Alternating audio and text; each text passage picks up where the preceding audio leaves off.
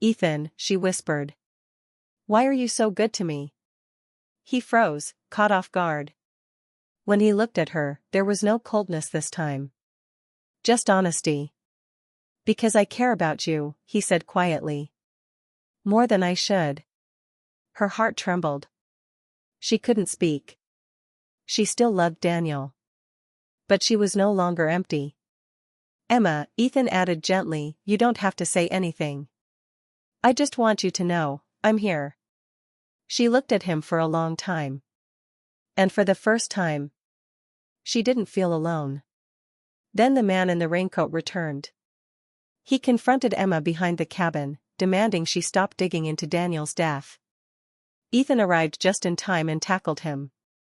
They fought brutally in the dark woods. Ethan was injured, but the man fled. Emma trembled as she bandaged Ethan's arm. You're hurt because of me. Ethan cupped her cheek gently. And I would do it again. Why? She whispered. Because losing you scares me. They embraced for the first time. Emma and Ethan sent the USB to trustworthy investigators. A formal investigation began. The truth came out. Daniel had been murdered. His brakes had been sabotaged. The man in the raincoat worked for the corrupt group. He was captured in a subsequent operation. Emma cried in Ethan's arms, not just from sorrow, but from relief that Daniel finally had justice. During the final months of her pregnancy, Ethan never left her side. He cooked for her. I'll stay until you fall asleep. No one is going to hurt you. And Emma believed him. More than she expected. More than she should. A warmth, fragile but real, began forming between them. From that night on, things changed. Not because the man in the raincoat disappeared. But because Ethan didn't. Every morning, before the mist fully lifted over Pinebrook, Ethan waited outside with quiet concern. Morning, Emma. Did you sleep? Are you feeling okay? Emma grew used to it. Eventually, she even looked forward to it. Ethan fixed her fence, chopped firewood, cleaned the yard, installed a motion light outside the porch. You don't have to thank me, he'd say. I'm helping because you need it. Then came the morning she nearly fainted. Ethan caught her just before she collapsed. His arms wrapped around her, firm, warm, steady, like they belonged there. He helped her inside, knelt to check if she was hurt, then prepared ginger tea with quiet care. Your hands are freezing, he murmured, holding them gently. Why didn't you tell me you were feeling dizzy? Emma lowered her gaze. I didn't want to bother you. Ethan paused, hurt flickered across his eyes. Emma, he said softly. You don't have to go through anything alone. I'm here. Those simple words opened something inside her, something long locked away since Daniel died. For the first time, her heart stirred. Days later, Aunt Helen returned and heard everything. She turned pale and revealed that before Daniel died, he had told her he felt someone was following him, but didn't want Emma to worry while pregnant. Emma searched Daniel's belongings. In his coat pocket, she found a USB she had never seen. Inside were documents exposing a major corruption case at Daniel's company. He had been preparing to send them to investigators, 1 week before he died. Emma's blood ran cold. Daniel was murdered. And the killer was now watching her. Ethan stayed near every night, silent but vigilant. One windy evening, Emma stepped onto the porch. She grabbed her flashlight with shaking hands and crept to the window. Rain streaked the glass, obscuring her view. She swept the beam across the yard. Over the railing. Across the grass. Toward the tree line. And then, she froze. A figure stood beneath the pine tree in front of the cabin. Tall. Cloaked in a dark raincoat. Hood low, face hidden. But his posture, unmistakably, was aimed at her. Her breath caught. Lightning flashed. For a split second. She saw it clearly. In his left hand. He held Daniel's torn photograph. Her knees buckled. "No," she screamed. The sound tore from her chest. She stumbled back, knocking over her wedding picture, glass shattering on the floor. Then, bang bang bang. "Emma! Open the door. It's Ethan!" Relief crashed over her. She flung the door open. Ethan stood drenched, chest heaving. "What happened? Are you okay?" Emma pointed toward the yard, her hand trembling uncontrollably. Someone was there.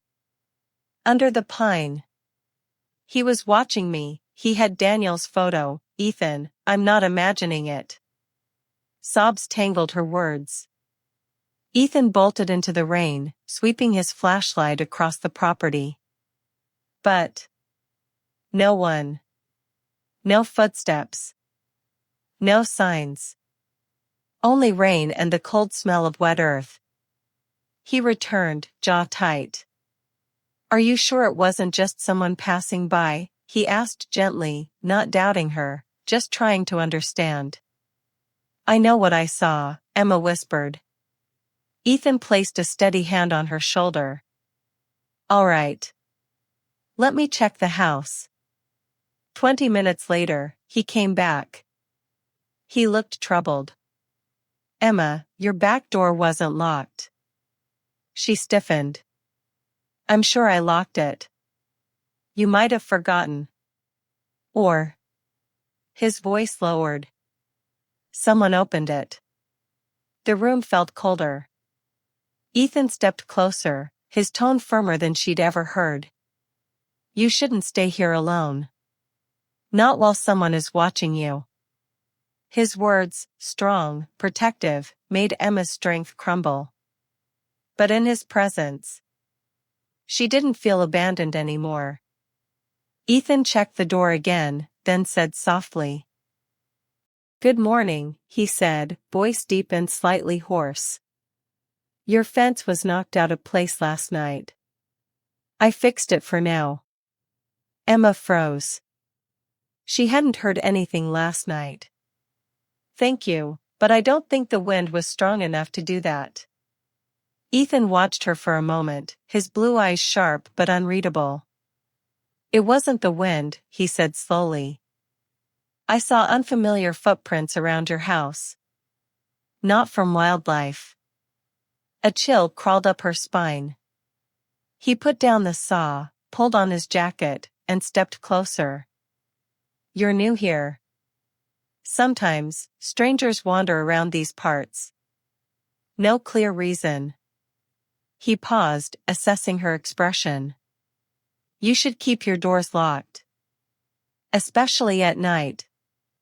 Emma swallowed hard. "You think someone came near my house on purpose?"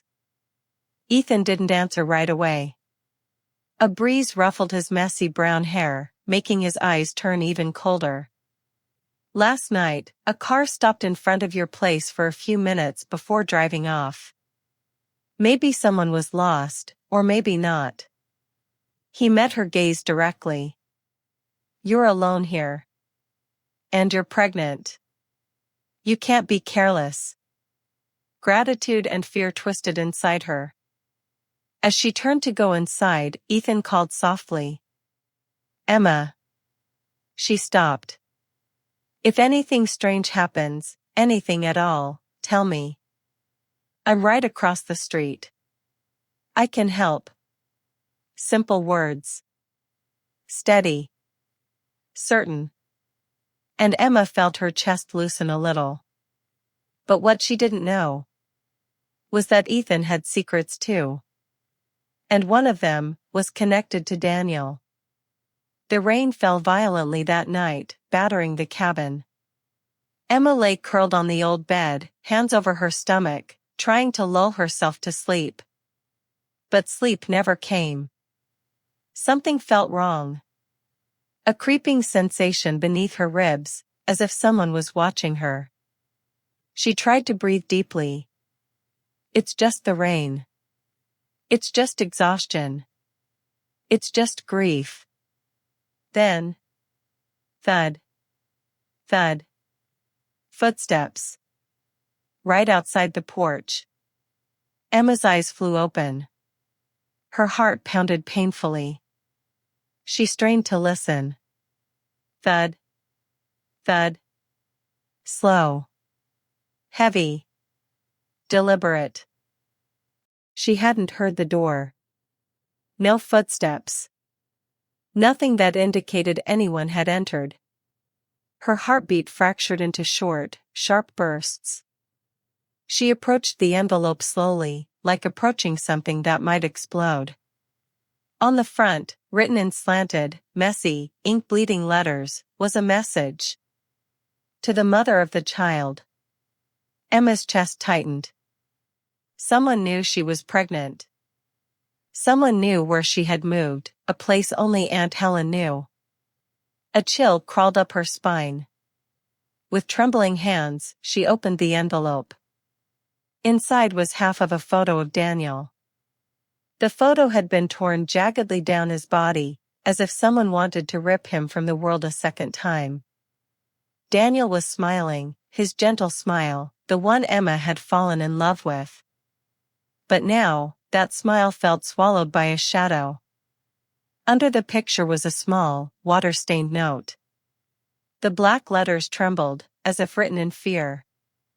Daniel's accident wasn't an accident. The words stabbed through her. The room suddenly felt colder, as though the temperature had dropped in seconds. Her heart hammered wildly, each beat threatening to break her chest open. She whispered, barely audible. No, no, this can't be. But deep inside, a fear she had pushed away for weeks began to take form. If the accident wasn't an accident, then who? Why? And why now? Was he coming for her? Emma scanned the room, feeling unseen eyes watching her from the shadows. The curtain silhouette on the wall trembled with her breathing, like an arm reaching out. She gripped Daniel's torn photo, but the tighter she held, the more her hands shook. A cold thought echoed through her mind. Was the person who killed Daniel standing somewhere outside, watching her? Waiting for her to discover the truth? The next morning, Emma stepped onto the porch and saw a man crouched near her fence, a soft sawing sound cutting through Pinebrook's quiet. Ethan Brooks, the man living across from her. He stopped working when he heard her footsteps. One rainy afternoon, Emma packed a few clothes, took Daniel's keepsake box, and drove to Aunt Helen's old cabin in Pinebrook, a place she had visited as a child. Pinebrook was a small town nestled beside a quiet lake, surrounded by vast pine forests stretching toward the mountains. The rustic cabin appeared under the fading light. A moss-covered roof, creaking wooden porch, and the faint scent of pine drifting in the wind. In front lay the glassy surface of Pinebrook Lake, rippling gently when the breeze passed. Behind the house towered the tall pines, their leaves whispering in a low, mournful rhythm. Emma stood on the porch and inhaled deeply. For the first time in weeks, she felt as though she could breathe.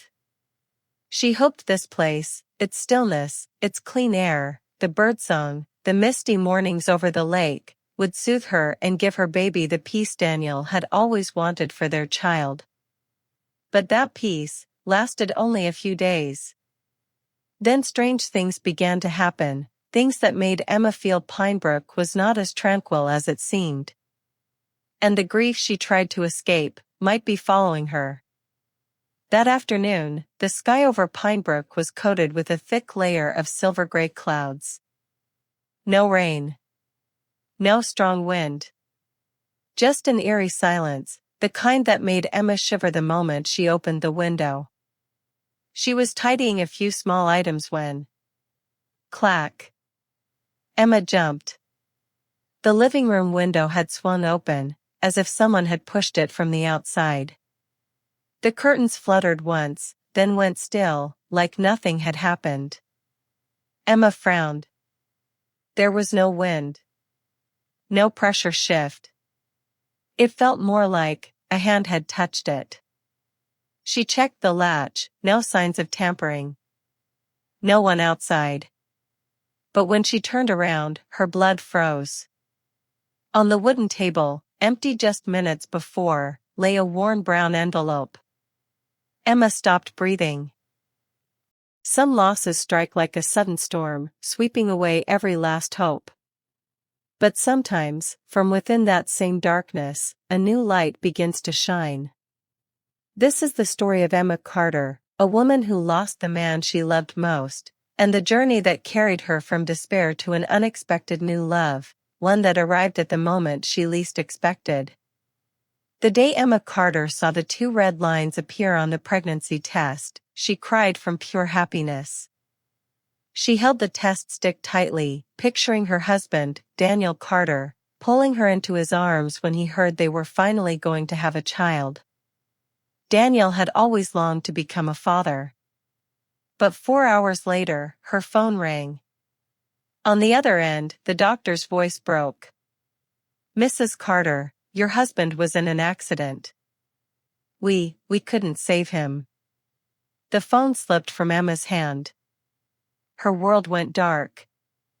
At the hospital, she arrived just in time to hold Daniel's cold hand. Through broken sobs, she whispered, "Daniel, I'm pregnant, do you know that?"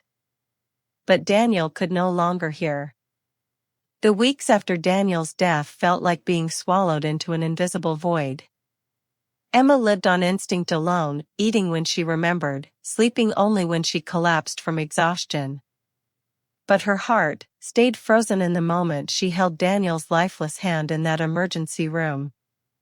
Every corner of their home suffocated her. Daniel's coat on the chair still smelled like him.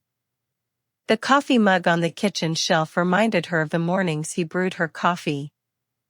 Their wedding photo, even one glance could blur her vision with tears. The grief tightened around her chest until she felt she could no longer breathe. She knew that if she stayed, both she and the baby inside her would be crushed by this heavy despair.